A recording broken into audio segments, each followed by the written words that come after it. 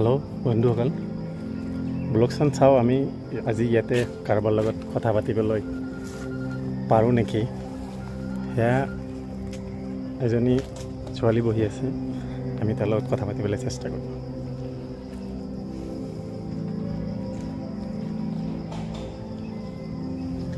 হাই। হাই। Hello'. Hello'. তোমাৰ লগত কথা পাতিব পাৰি? অফক'ৰ্ছ পাৰি। কোনো প্ৰব্লেম নাই? নাই, একো প্ৰব্লেম নাই। Okay, thank you. ইয়াতে কি ফুৰিবলৈ আহিছে? ইয়াতে ফুৰিবলৈ আহিছোঁ। অকলে নে কোনোবা আছে লগত? অকলে আহিছোঁ। অকলে আহিছা? কি বয়ফ্ৰেণ্ড নাই নেকি? বয়ফ্ৰেণ্ডটো আজিৰ সমাজততো বয়ফ্ৰেণ্ড চবৰে থাকে, বাট কেতিয়াবা অকলশৰে এনেকুৱা নিজান নিস্তব্ধ এটা জেগাত বহি ভাল লাগে। তো সেই হিচাপে আৰু গুৱাহাটীততো এতিয়া বহুত গৰম, চ' এবাৰ ফুৰিবলৈ আহি ভাল লাগে, তো অকলে আহিছোঁ। নিশ্চয় ভাল লগা জেগা। ত' কাৰোবাৰ লগত আহিলে ভাল লাগে? নাই, কেতিয়াবা অকলে আহিও ভাল লাগে, কাৰণ প্ৰত্যেকটো সময়তে ফ্ৰেণ্ডৰ লগত কটোৱাতকৈ এবাৰ নিজকে সময় দিব পাৰিলে আৰু বেছি ভাল লাগে তাতকৈ।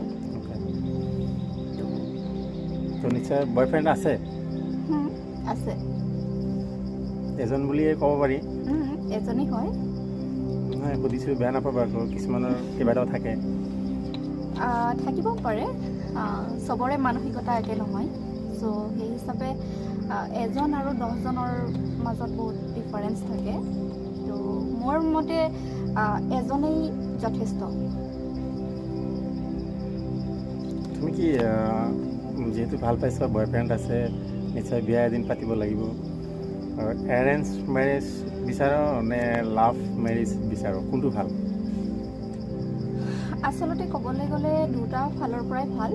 যদি এৰেঞ্জ মেৰেজ কৰা হয়, তেতিয়াহ'লে এৰেঞ্জ মেৰেজ হোৱাৰ পিছত তেখেতলোকৰ লাভ হয়, চ' তেনেকুৱা এটা ভাল সংসাৰ এটা চলাব পাৰে। আৰু লাভ হ'লেতো তেওঁক আগৰ পৰাই চিনা জনা থাকে, তেওঁৰ প্ৰতি লাজ, কোনো ভয় শংকা নাথাকে, তো সেই হিচাপতো এটা ফালৰ পৰা ভালেই বুলি ক'ব পাৰি।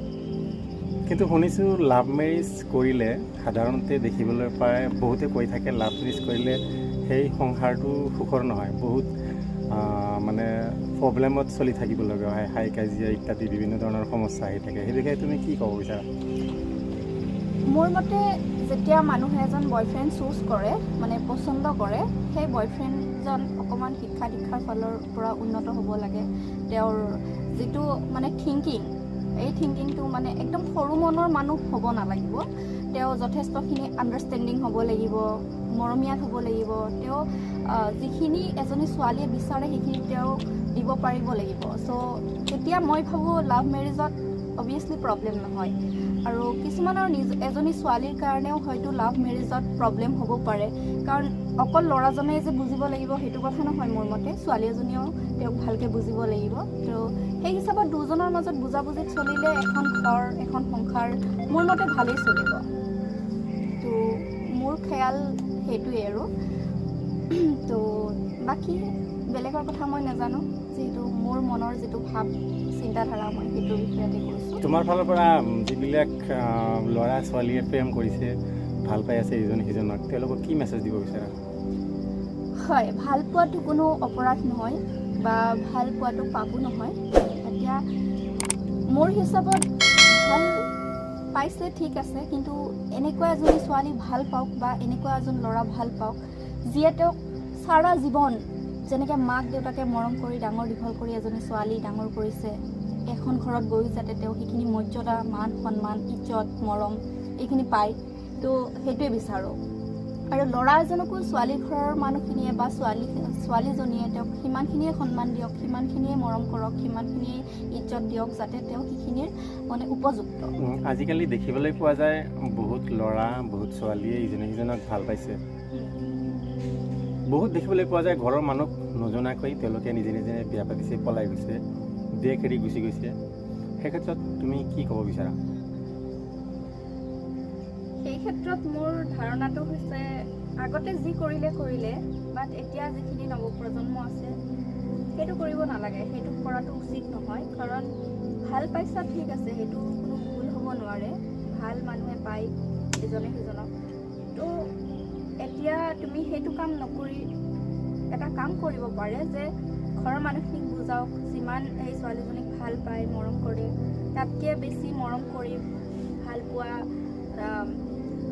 এটা বণ্ডিং এটা মানুহৰ ফেমিলিৰ লগত আৰু নিজৰ ফেমিলিৰ লগত বণ্ডিং এটা ৰাখি কিনে বুজাবলৈ চেষ্টা কৰক। নিশ্চয় বুজিব হয়তো, তো তোমাৰ সুখটোৰ কাৰণে। তো সেই হিচাপত মোৰ মতে সেইটো কৰাটো একেবাৰে উচিত নহয়। সন্মতত বিয়া পতাটোৱেই ভাল। আৰু এটা কথা সুধিব বিচাৰিছোঁ, তুমি নিশ্চয় ছ'চিয়েল মিডিয়া ফেচবুক ইউজ কৰা? হয়, কৰোঁ। বৰ্তমান ছ'চিয়েল মিডিয়া যেনেকৈ চলি আছে, বহুত মানে দেখিবলৈ পোৱা যায়, কোনোবা এজনে নাম কিবা লিখিছে, ফটো অন্য কিবা ঢালিছে, আৰু বহুত ক্ষেত্ৰত দেখিবলৈ পোৱা যায় ল'ৰা হওক বা ছোৱালী হওক, মানে যিবিলাক চাব নোৱাৰি কিছুমান ফটোজ ভিডিঅ' আপলোড কৰি থাকে, তেওঁলোকৰ বিষয়ে কি ক'ব বিচৰা? ফেচবুকটো ইমান এটা গুৰুত্বপূৰ্ণ মাধ্যম, যাৰ জৰিয়তে আমি ঘৰত বহি ছেকেণ্ডত পূৰা দুনিয়াখনৰ খবৰ ল'ব পাৰি। আজি সেই ফেচবুকটো বহুতে মানে এনেকৈ ইউজ কৰিছে য'ত ফেমিলি লৈ পেলাই চাব নোৱাৰি। কিছুমান ফ্ৰেণ্ড আছে, তেওঁলোকে মানে চাব নোৱাৰা বস্তুবিলাক দি থাকে, যেনেকুৱা এলেংকা ভিডিঅ' বুলি ক'ব পাৰি, ফটোজ বুলি ক'ব পাৰি, এইবিলাক দি থাকে বা শ্বেয়াৰ কৰি থাকে। অশ্লীল ভিডিঅ' বা অশ্লীল ফটো এইবিলাকৰ বিষয়ে কৈছে। তো কি হয়, এইটোতো একচুৱেলি ছ'চিয়েল মিডিয়াটো আপোনাৰ নিজৰ নামত খুলিছে বা মোৰ নিজৰ নামত খুলিছোঁ, সেইটো ৰাইট আছে, ঠিক আছে। কিন্তু বেলেগৰ ফটো দি বেলেগৰ প্ৰফাইল এটা খুলি তাতে অশ্লীল ভিডিঅ' ফটো দিয়াটো একেবাৰেই মানে যুক্তিপূৰ্ণ নহয় কথাটো। কাৰণ এটা বেলেগৰ ফটো দিয়াৰ পিছত হয়তো তেওঁৰ ইমেজত বহুতখিনি প্ৰভাৱ পৰিব পাৰে, তেওঁৰ পাৰ্চনেল লাইফত প্ৰভাৱ পৰিব পাৰে। চ' সেই হিচাপত মই ভাবোঁ যে এতিয়া বৰ্তমান নিবনুৱা সমস্যা বহুত বেছি।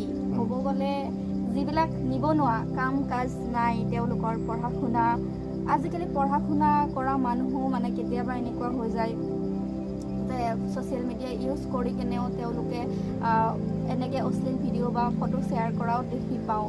তো সেই হিচাপত তেওঁলোকৰ যদিও শিক্ষা আছে, জ্ঞানটো অলপ কম আছে, আৰু যিবিলাক একেবাৰে অশিক্ষিত, তেওঁলোকৰ কোনো মানে মানুহৰ ওপৰত কোনো এনেকুৱা নাই যে আমিবোৰ ছ'চিয়েল মিডিয়া যে ইউজ কৰা মানুহবোৰ মানুহ হয় নে নহয় সেইটো তেওঁলোকে মানে বিচাৰ কৰিব নোৱাৰে। কিজানিবা মানুহ নহয় নেকি, তেওঁলোকৰ নিচিনা দানৱেই নেকি, সেইটো হিচাপতে চাগে তেওঁলোকে ইউজ কৰে, যিহেতু তেওঁলোকে এটা পাব্লিচিটি পাব বিচাৰে যে মই এইটো কৰিলে চাগে অলপ মই বেছি ফলোৱাৰ্ছ পাম বা মই বেছি ভিউৱাৰ্ছ পাম। কিন্তু কথা সেইটো নহয়।